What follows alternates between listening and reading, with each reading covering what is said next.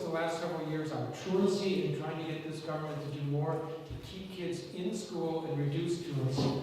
I think that's very important for a number of reasons. And this year, last year, I have had direct oversight over the University of the District of Columbia and have focused on improving the university, helping the university, supporting the university in its efforts to regain stability and to regain a focus of its mission so that it can build its enrollment, build in terms of its financial health, and ultimately expand its program offerings. So those are just some of the issues that are important to me with regard to public education. As chairman of the council, I have a slightly different role than all the other council members because I'm responsible for trying to ensure that there is some order and deliberateness in terms of our work. And I would like to think that over the last year and a half since I became chairman, that the council has actually settled down, that it is actually working more productively. You are reading less about us in the paper where we have temper tantrums and public swearing at each other and things like that. And I think you also, if you've been paying attention to our agenda seems to be calmer and more deliberate. And I think that's good. One of the issues that I had in mind when we did the reorganization a little over a year ago, was that there ought to be more opportunity, not just for council members to understand the business that's coming up, but for the public as well. So we've moved up our filing deadlines.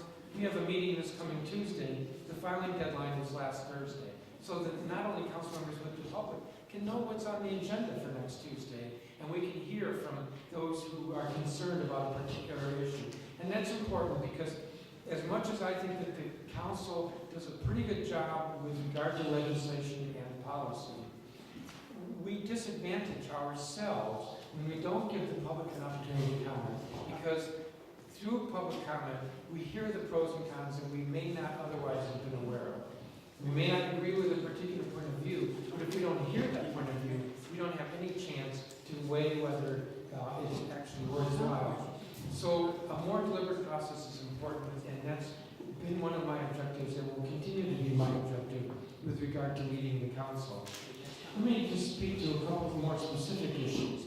I'm a progressive member of the council. I'm proud of my progressive record. I've been progressive on a whole range of issues, and I think many of you know what some of those issues are.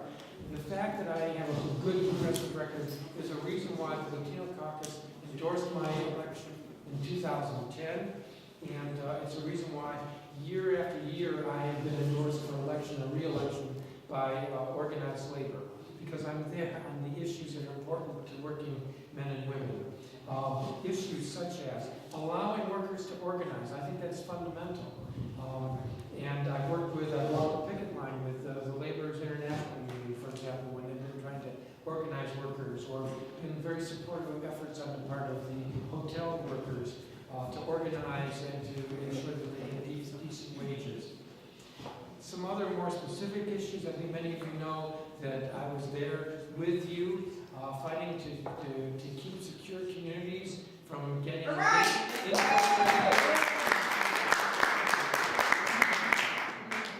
infiltrating DC law enforcement. I mean, unfortunately, the federal government has taken a hike when it comes to immigration, and they have tried to push this down to the local level, and in particular with law enforcement, and it backfires when you try to do it with law enforcement. I also was there with regard to the recent legislation on the driver's licenses. Unfortunately, we've been put in a little bit of a bind by... But we thank you. Thank you. I'm trying to remember what the federal law is, but I guess it's ID. Yeah, real ID. In fact, I did this since the council resolution that objects to real ID. I've always been supportive of funding for OLA. I've always been accessible to council members. Yeah, okay. And I've always tried to be accessible. And I mention that because when there's an issue that's important to you, I want to hear. And it's important, therefore, that I have an open door. And I've always tried to do that, even as my schedule's gotten more difficult because of my being chair. There were a few questions I just wanted to comment on, questions that were raised with Congresswoman Norton. Healthcare for undocumented. I agree with Eleanor Holmes Norton. this is a public health issue. Public health is about ensuring that the citizens in the district, whether they're actual U.S. citizens or just residents in the district, that they have good health. If they don't have good health, then we have to deal with it. It's a matter of public health. I don't care whether one is documented, undocumented. We should provide health care for them. And the other issue there was a question about was gun control and stopping violence. That's an issue that's been very near and dear to me. I chaired the Judiciary Committee, the Public Safety Committee for 8 years. I think there's some measures that law enforcement can take that would reduce gun violence further by focusing on specific strategies that are focused on guns, reducing gun violence. When the district lost the legal case in the Supreme Court, the Heller case, I was one who rewrote our gun control laws. We have the strongest gun control laws in the United States, and they've been written very carefully to withstand, I believe, challenge in the courts. Our current law, a rewrite from the Heller case, is currently in the courts. It was upheld in the trial court.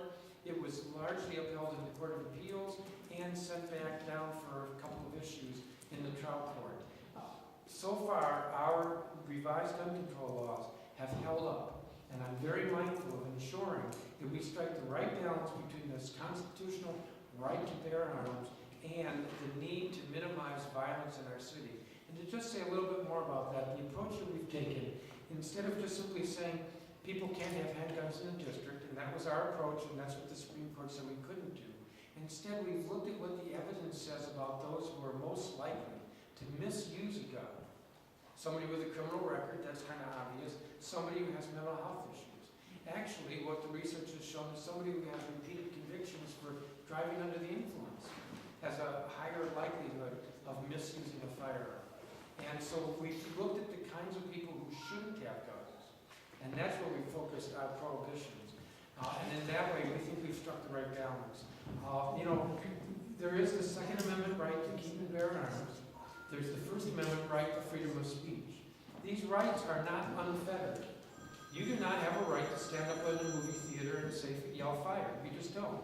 You don't have a right to stand on a residential street at 2 in the morning and scream as loudly as you want. You're disturbing the peace. So our constitutional rights do have some limits. And that's true with the Second Amendment right to keep and bear arms.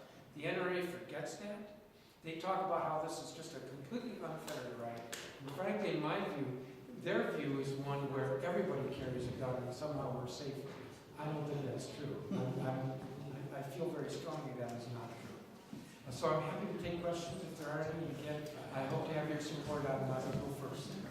Yes, sir. Mr. Chairman. Yes, sir. You and I have had this discussion before, but I want to do this publicly. In this city, the rent control law for affordable housing in the city is constantly being eroded. Thousands of low and moderate income families have to leave because AOBA and the landlords and the people who have these buildings know how to game our system. And the reason they know that is because, even in the mayor's words, housing authorities and housing agencies are split, and there are 15 different programs. We went to ask you if you would allow a standalone housing committee. You told us that the Committee of Economic Development and Housing already takes care of that, and you told me that I should have more trust in my council people. The Committee on Economic Development and Housing, by its very nature, Mr. Chairman, is more concerned with economic development part than the housing. A standalone housing committee would focus the council's resources on solving some of the problems that happen in this town. In my building, in my mind, they bribed 77 people with $20,000 to leave, and then jacked up the prices of the rent 300%. And none of this was stopped. We complained, we went to the OAH, didn't do anything. The rent administrator, who's very good and gave an opinion, but he didn't do anything. Why? Because they're all split up in different ways, and because they game our system. They are eroding rent control in this town. I'm begging you, Mr. Chairman, when you reorganized your council in 2015, you told us this, that you would consider establishing a standalone housing committee on city council. I will consider it, but I will not promise it. There are a number of factors that I will consider when I develop the reorganization for the council in next year, January of next year. I recognize the importance of affordable housing and protecting tenants. And I have a very strong record of supporting rent control. I fought the control board when the control board tried to sort of underhandedly get rid of rent control in the District of Columbia. Before I even got elected, I was a tenant activist back in the early days of rent control. It's a very important issue, and I will certainly consider whether there should be a separate housing committee. All right. Okay, wonderful. Yeah, we are a little behind on time. People are waiting. So let's just have one more question, and then we'll move on. Yes, sir. Councilman Mendoza, Mario Gustavo again for the DC Latino Caucus. A follow-up question about the DC Alliance. You know that the DC Alliance has been very important for our community in terms of reaching out and providing health care. One of the issues that we have with ACA and the community and the DC Alliance is that the DC Alliance doesn't provide mental health to within the program. So that why